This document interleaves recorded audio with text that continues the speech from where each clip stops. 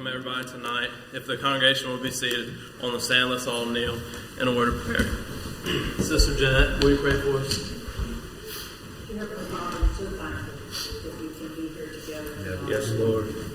Worship you, Lord, and sing praises unto you. Amen. We ask you, Lord, to just to be with each one that is here, and if there be any special needs, Yes, Lord. maybe some are discouraged, or maybe just need an extra blood, whatever their case lift may them up. be, we pray, Lord, that as this meeting tonight, that the songs that are sung and the testimonies that your word that as it is read, it will minister to each one of us. So just go in this meeting, Lord, and just help us to just respond to your spirit and just let your spirit have full control of this meeting tonight. Well, this sentence we ask in your name. Amen. There is joy in going this way. It is sweeter every day. My dear Lord is leading the way to realms above.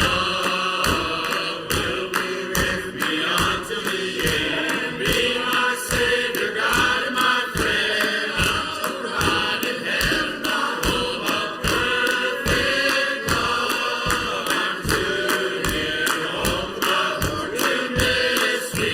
Heaven's reward, I'm not returning to sin. I made my vow, there's nothing to go back to. Oh, praise God, heaven's in view.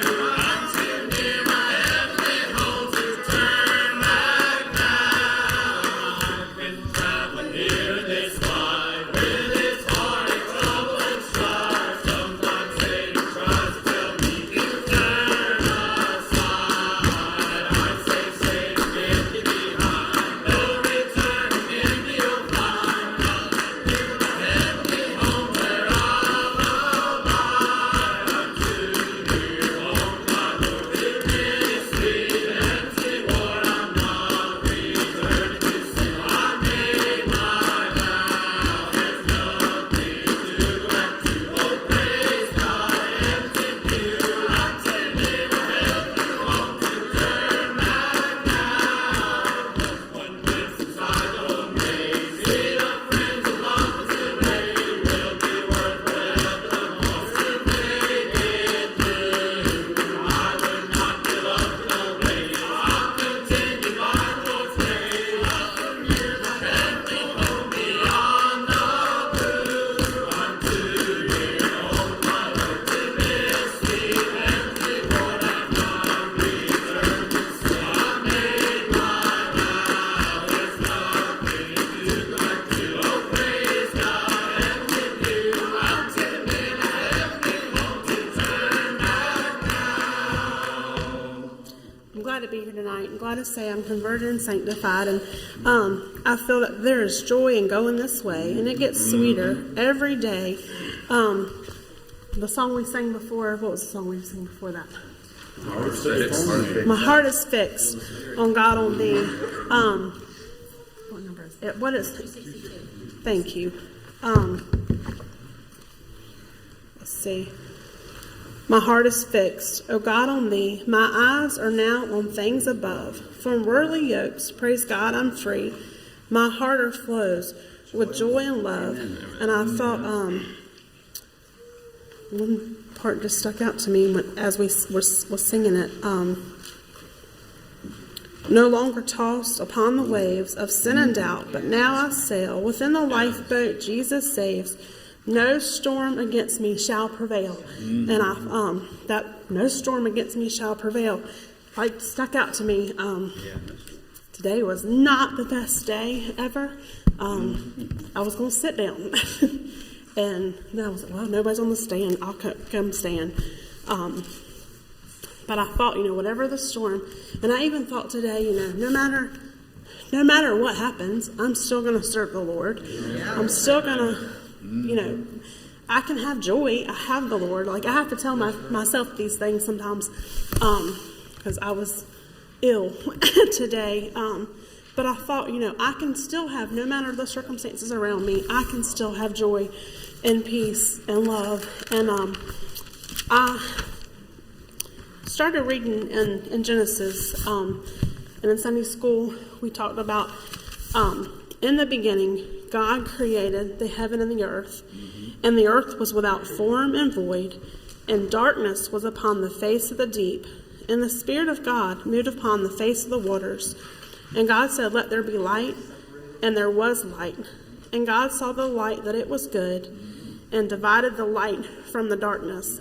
In Sunday school, we made a little wheel to kind of like a clock, to kind of one hand would go on the number of what day it was, and then the other hand would go kind of on the picture. We played a game with it and kind of helped me remember too. But separated the light from the darkness. And God called the light day, and the darkness he called night. And the evening and the morning were the first day. And God said, "Let there be a firmament in the midst of the waters, and let it divide the waters from the waters." And God made the firmament and divided the waters which were under the firmament from the waters which were above the firmament, and it was so. And God called the firmament heaven, and the evening and the morning were the second day. And God said, "Let the waters under the heaven be gathered together unto one place, and let the dry land appear." And it was so. And God called the dry land earth, and the gathering together of the waters called he seas. And God saw that it was good.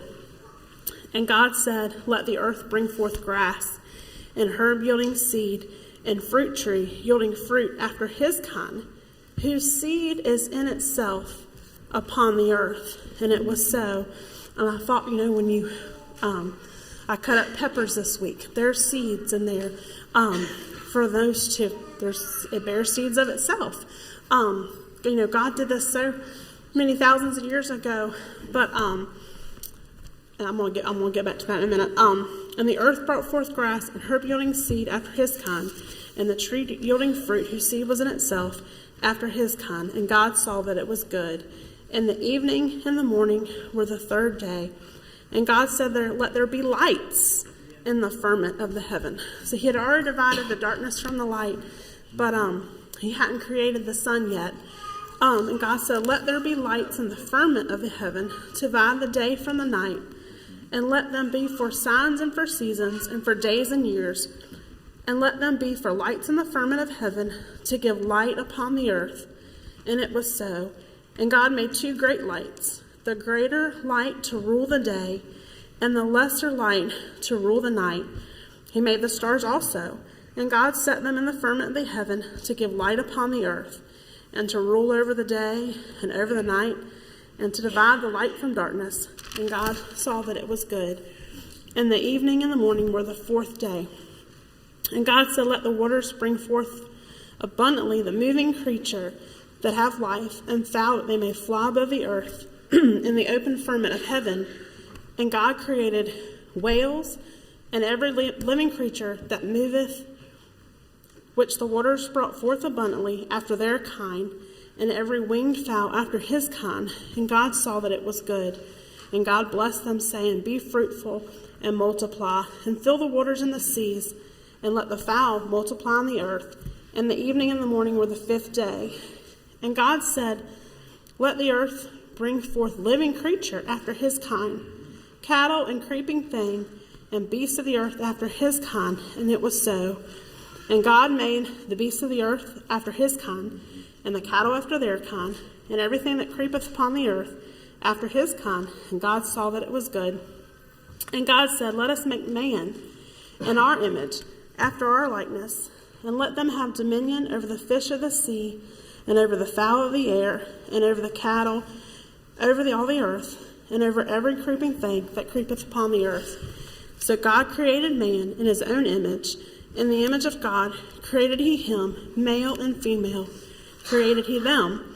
And God blessed them, and God said unto them, "Be fruitful and multiply, and replenish the earth, and subdue it, and have dominion over the fish of the sea, over the fowl of the air, and every living thing that moveth upon the earth." And God said, "Behold, I have given you every herb bearing seed, which is upon the face of the earth, and every tree in which is the fruit of the tree yielding seed. To you it shall be for meat. and to every beast of the earth, and to every fowl of the air, and to everything that creepeth upon the earth, wherein there is life, I have given every green herb for meat. And it was so. And God saw everything that he had made, and behold, it was very good. And the evening and the morning were the sixth day. And I thought, we've read this story and taught this in Sunday school and learned it as kids, and we kind of think of it as simple. It's not. I think of it as just like a simple plan. God just said light, and there was light. And I thought, but then you think about all the systems that are in place, and how we have the solar system, and we have the ecosystem, and how the water provides the precipitation. Do I have that right? So there's the cycle, and then there's the cycle with the trees and giving oxygen and clearing the earth, and these things have gone on, and then you have like the body, the human body, how it has. There's the cardiovascular system, you have your lymphatic system, you have your skeletal system. There's all these systems that are just amazing, and no one could, sit and write it all down and make it work together. No one but God. And that's I guess I've just been thinking about that. All the, God said it and it happened. He didn't have to, he had it all planned out. He didn't have to do this by trial and error. He had it all planned out, and it was good. Our world is trying to change what God created. And I thought, as we as Christians have to stand up against that. God created man and woman to replenish the earth. And there's the reproductive system, and just how all these things work perfectly, and they only work perfectly from God. That's just been what I've been thinking about, and y'all pray for me. The meeting's open. Everybody get up and give your testimony. What makes the flowers bloom in springtime? What is within their sweet perfume? Was there the showers that brought sunshine? What drives away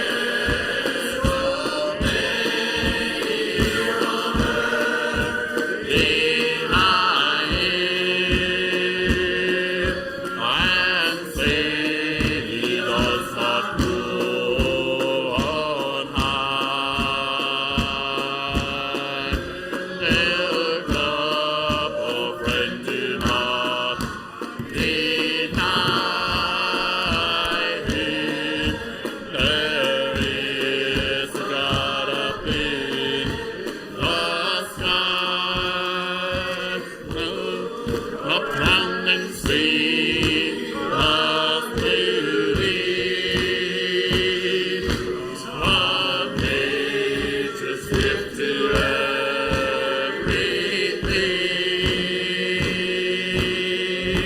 It was designed by God our Maker. He gave the birds their songs to sing.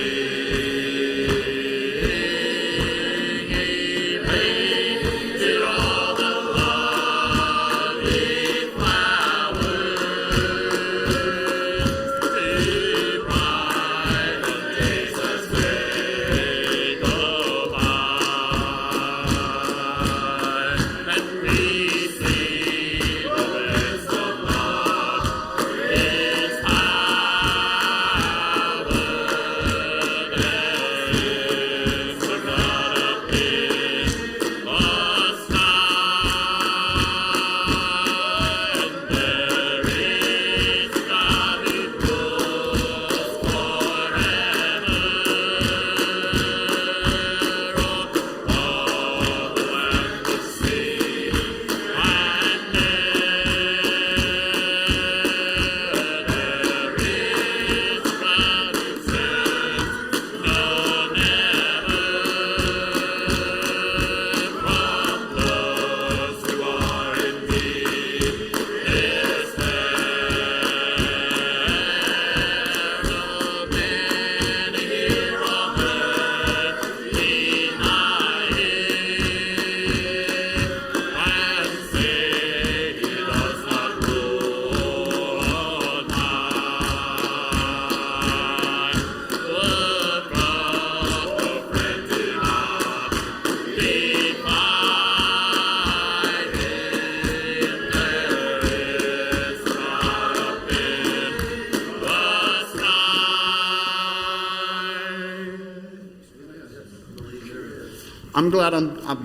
I'm glad to be here tonight, and I'm glad to say I'm converted and sanctified, and I'm going to try to keep it brief, but one of the things Sister Kristen said sparked a thought in my brain, because I was thinking about Noah, and I've been thinking about Joseph, but something about what she was saying brought me over to a story in Mark, and I don't know why, but I'm just going to start reading it.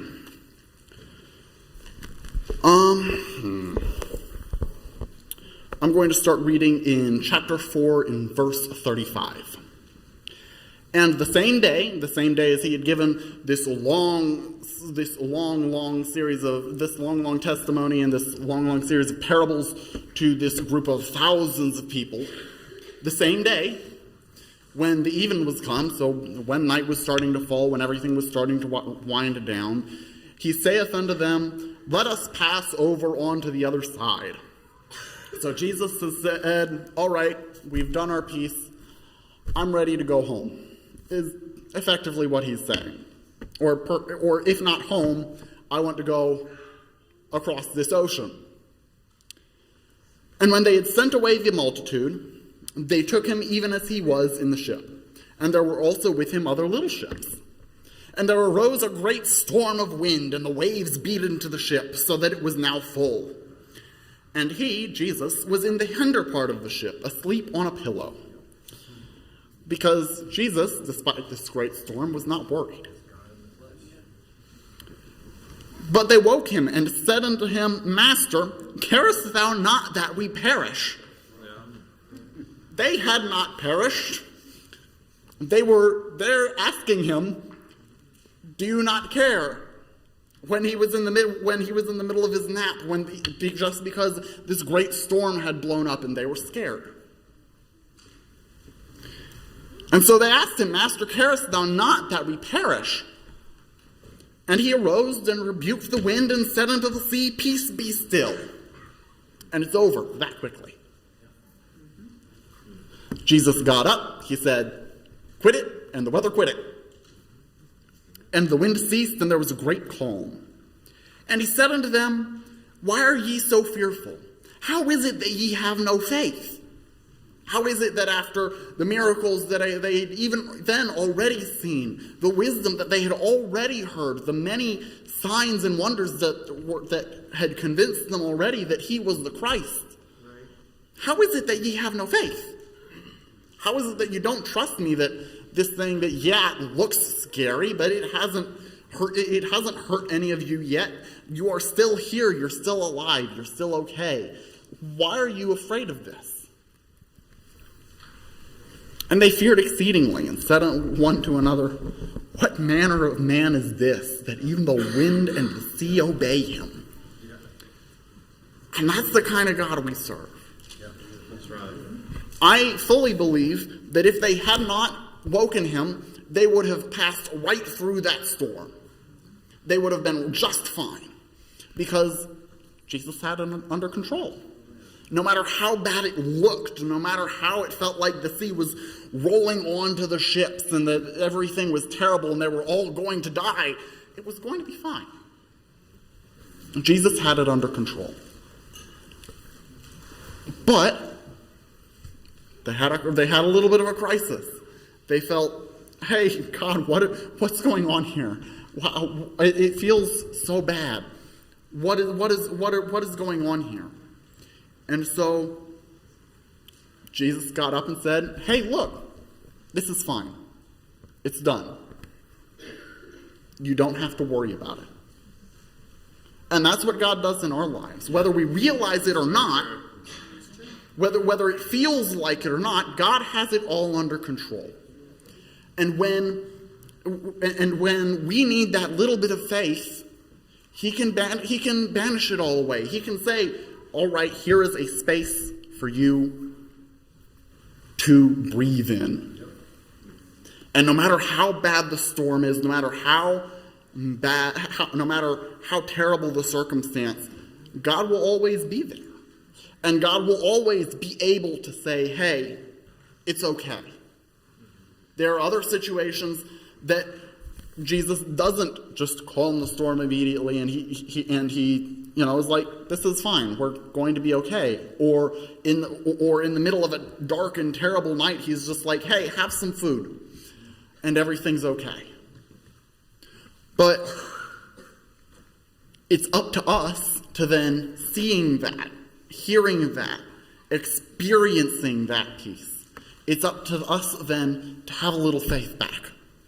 Because God, Jesus, believe in us that we have the power to follow him. He has put his trust in us that we are with his help, that we are full able to spread his word and to get it out there. But we have to have faith in him in turn. We have to have him in our lives. We have to have him with us in our boat. And that's what I've been thinking about. Y'all pray for me. I found a friend in Jesus. He's everything to me. He's the fairest of 10,000 to my soul. The lily of the valley, in him alone I see all I need to cleanse and make me fully whole. In sorrow he's my comfort, in trouble he's my strength.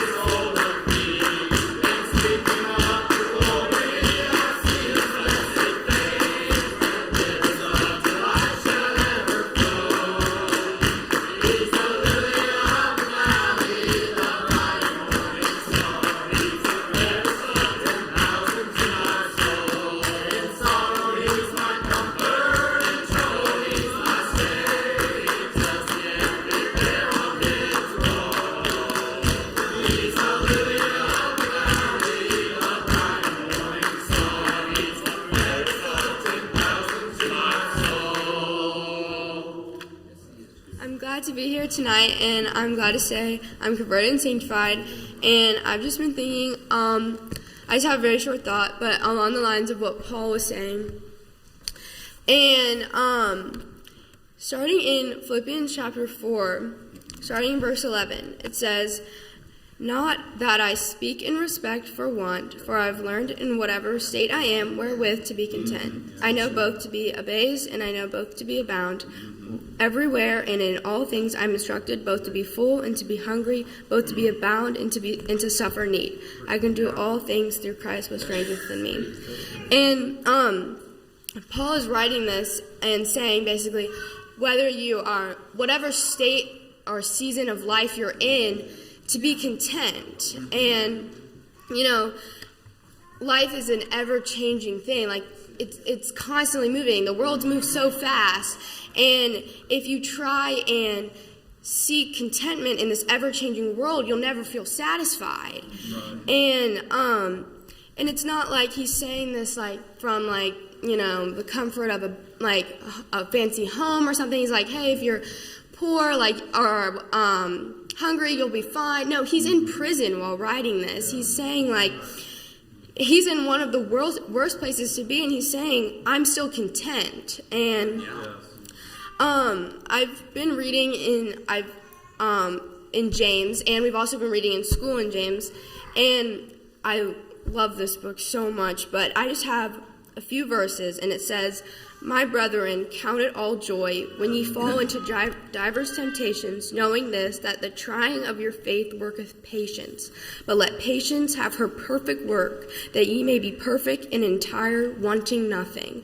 And as Paul was saying, that sometimes God doesn't choose to calm the storms, and it's to strengthen our faith in Him, and that He can bring and show us that He can bring us through, and to provide us contentment. And I saw this thing that was, it said I want to be so confident in God's plan that I don't want to be upset when things don't go my way.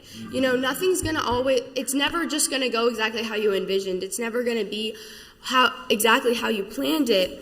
And, the storm will come. It's not if the storm comes, it says when it comes, and that let us to, as Paul was saying, let us to stop and realize that we are being strengthened. And that's all I had to say. Please pray for me and pray. My boat of life sails on the troubled sea, and there's a wind in my sail. But I have a friend who watches over me when the breeze turns into a gale. I know the master of the wind. I know the maker of the rain. He can calm the storm, make the sun shine again. I know the master of the wind. My soul like an eagle to the sky. Among the peaks my soul can be found. Unexpected storm, they drive me from the high. Brings me low, but never brings me down.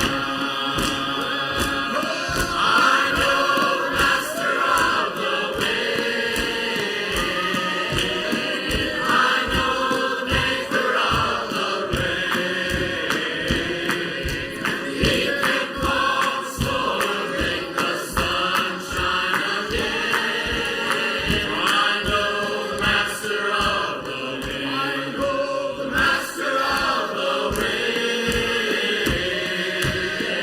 I know the maker of the rain. He can calm the storm, make the sun shine again. I know the master of the wind. I'm glad to say converted and sanctified. And there's one verse that just was been on my mind all day was Daniel 3, 22nd through the 24th, when it is therefore because the king commanded when ungendered the furnace, expecting a hot flame of fire. So those men that look up the Shadrach, Meshach, and Abednego, and those three men, Shadrach, Meshach, and Abednego, fell down in the midst of the burning fiery furnace. And Meshach and Abednego, the king was astonished, and rose to his haste, and spake, and said to the king, Did we not just cast three men of bondage in the midst of the fire? They answered and said unto the king, True, O king. And that stuck out to me because no matter what, God will provide, and even though they didn't bow, they know that no matter what happened, they were going to live through it, and that's why they didn't bow. Everyone else was scared, but they weren't because they knew they had God on their side. And a song that I thought about that is If You Believe, because if you believe, and on the chorus it says, If you believe, you shall receive. There's not a trouble or care the good Lord can relieve. Oh, it's just the same today. All you got to do is trust and pray. You must believe. And they had and just to say, I know that they had to believe a lot. And in the 25th verse, he answered and said, Lord, I see those four men loose walking in the midst of the fire. They have no hurt. They have borne forth in the Son of God. And we talked about this in Aunt Kristen's house a while back, and it's always stuck with me. She said they had no hair burnt, no nothing. And nothing like they didn't smell like smoke. And if you've ever sat in front of a fire, you know that you would smell like smoke, and they didn't smell like smoke at all.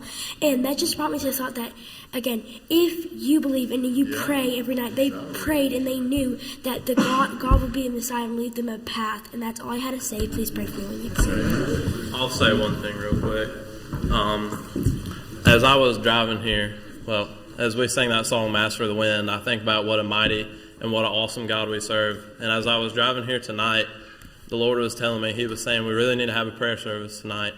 And I know that there's a lot of needs out there. There's nothing new under the sun. There's always going to be people with needs. And I think probably everybody, it's safe to say, in this building has a need. And if you don't have a need, then I implore you to share your brother's burden or share your sister's burden. Take that need upon yourself. But as we have a prayer, as we go into a prayer service, as we sing a song of invitation, I want to have one of those family prayers where we all gather around the altars and then we all get on the altars and pray, because I think it's so important that we pray as a congregation, because the Lord hears those prayers and He answers them, maybe not in the way that we always would like, but He always has a plan and He has an answer for each of our prayers.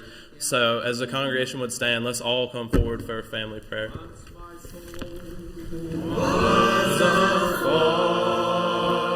From the heavenly wave, I was wretched and blind as the reed, but the Savior in love gave me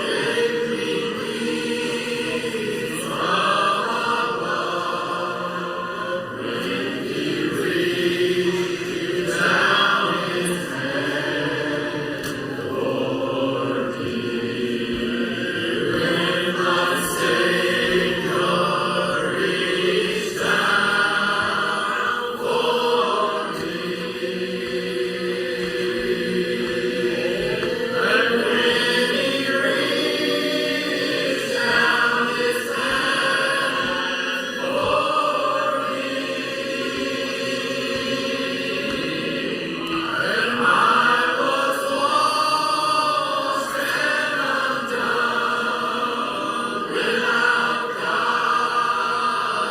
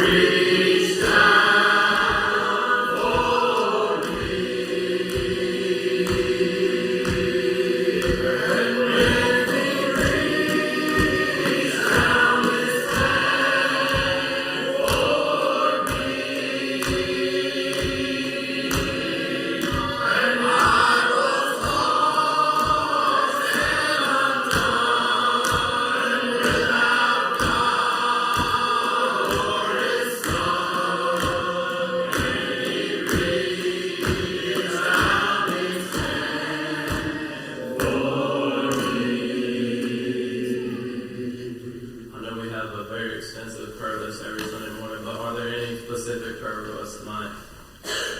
Remember my brother Jack. Remember Sister Nikki. Dennis and Linda. Dennis and Linda. Remember Brad.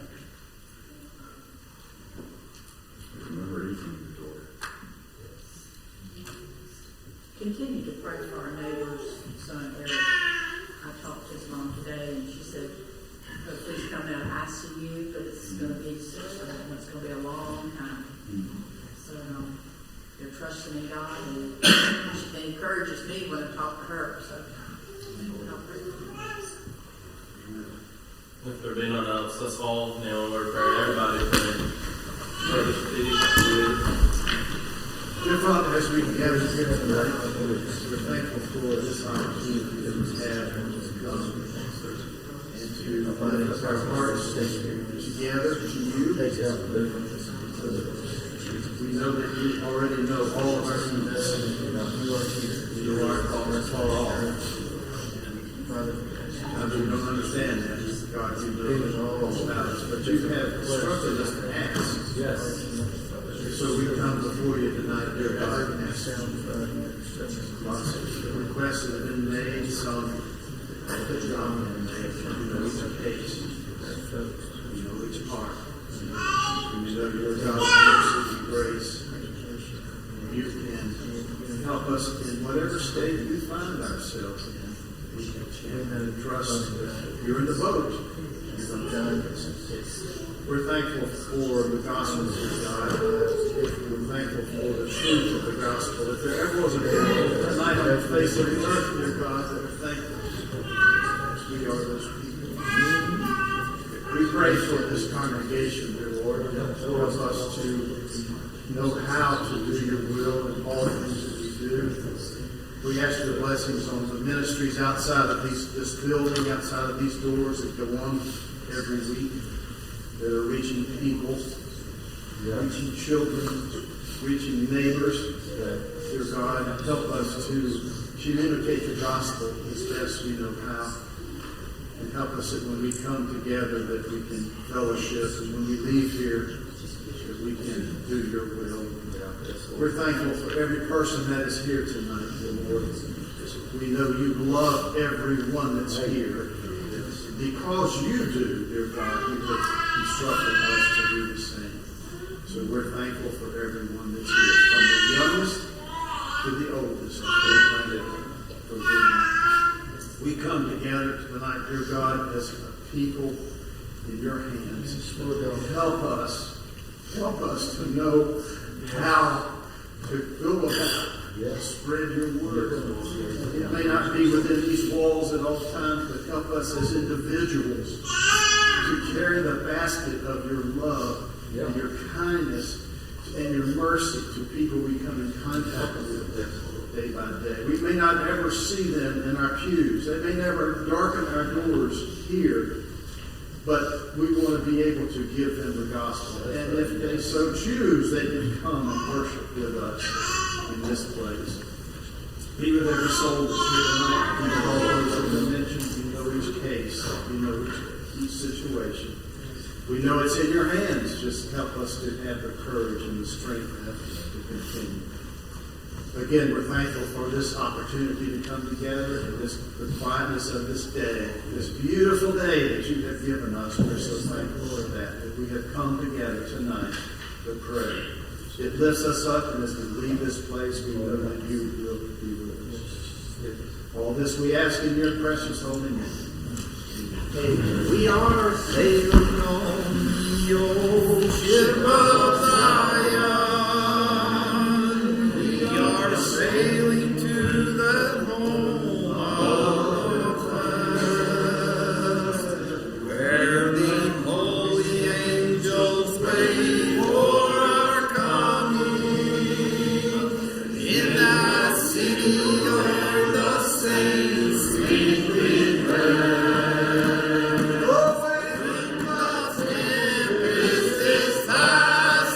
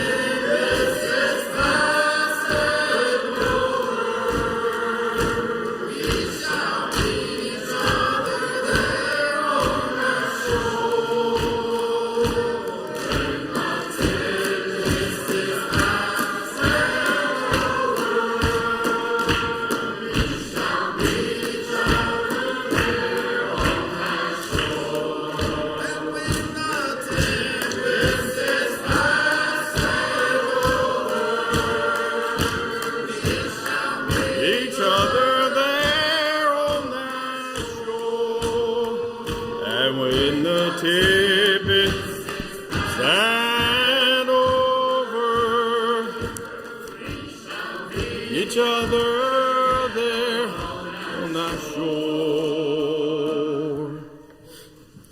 I've just got a kind of a closing announcement. But before I do that, does anybody have anything they want to say before I go into that? Just wanted to kind of give an update to, we had a steering committee last night. Wanted to just give a quick update to our congregation on kind of some highlights from our meeting. We spent a good bit of time going through our budgetary items as we come out of the old and go into the new. That's one of the things we spend the first part of the year on. And just a couple of reminders for everyone. We have, every year, we all get the benefit and the enjoyment of going to camp meeting. And it is a blessing to us. And every year we have campground contributions that we pay out of the Raleigh congregation. And we'd like for everybody to start now. This January, I think it's $110 per person over a certain, per member. And when you think about it, that's not a lot. Maybe you can forego a Starbucks every now and then or something to that effect, right? But start now and start kind of putting that money away so we can, as a congregation, support. The church will cover anything that we don't make up. And this is not you have to pay to go to camp meeting. That's not what I'm saying here. But this is part of our giving to the campground for its function during that week that we're there. So just be mindful of that as you go into this year and you start to set maybe your own personal budget so you can start setting that money aside. Also, we look at trends with our numbers, and we see a trend that happens almost regularly where our expenditures exceed our income. And so this is my statement that we'd love for everyone to consider making a donation to the church.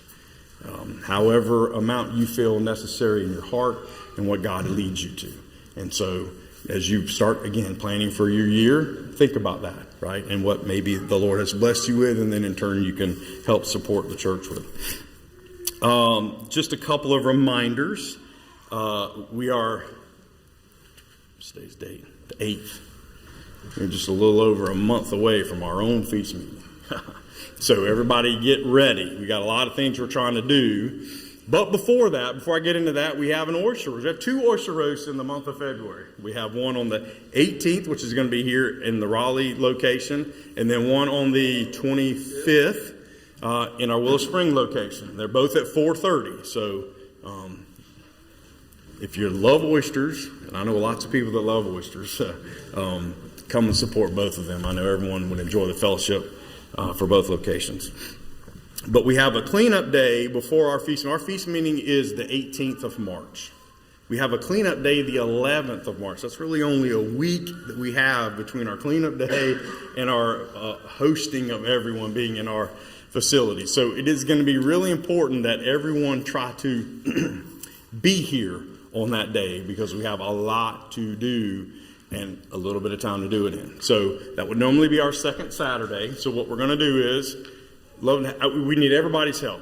And if you get here we're going to get here, some are going to go to, we got a doctor block that Saturday, and then we got cleanup here. So it's going to be a busy day. But at the end of the day, we're going to order some pizza and hopefully finish up our work and have a little fellowship if we can and kind of end the day that way. So that'll kind of count as our second Saturday for March, if you will. And then a reminder for this weekend, we have Wilmington Feast Meeting coming up, and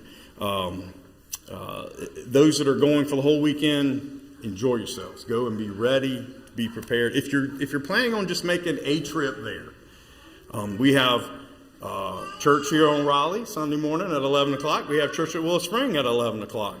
And we need everybody that can. If you decide to go, maybe you go on Saturday and then maybe be back for Sunday. That would be a really nice surprise for everybody, or a nice, objective for us. So if you decide to go for there, like a quick trip there and back, try to shoot for Saturday if you can and be here for helping us on Sunday. So those are all the announcements that I have. Let's look to the Lord and be dismissed. Donnie Collins, would you dismiss for us?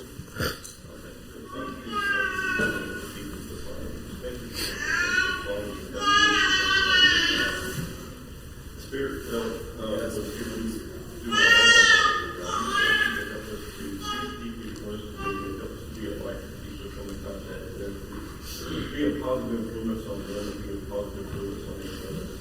Help us to be our brother's keeper, help us to be people you want us to be. Just be all the ones that mission on the prayer list, your Father, you know we have every need, Father, and we just ask you to be with each and every situation. You know exactly what they need. But your Father, you know that just make them know, your Father, that you are their contentment, you are their peace, you are their joy, and their Father. Without you, you don't have that. We just want to thank you for all those things here tonight. Just thank you again for this special meeting we had tonight, and be with us in our upcoming appointments. Be with us in this peace meeting, that we different things we have going on within the church, the Father, the Lord, just help us to be the people once again that you want us to be, and just help us to build each other up, and just encourage one another as we can. We ask all this in thy name. Amen. Oh, and there's also some extra cards. I missed this. If you want to give a card for the oyster roast, they're on the table out there. If you want to give it, pass it out to people you know. There's the extra card for that.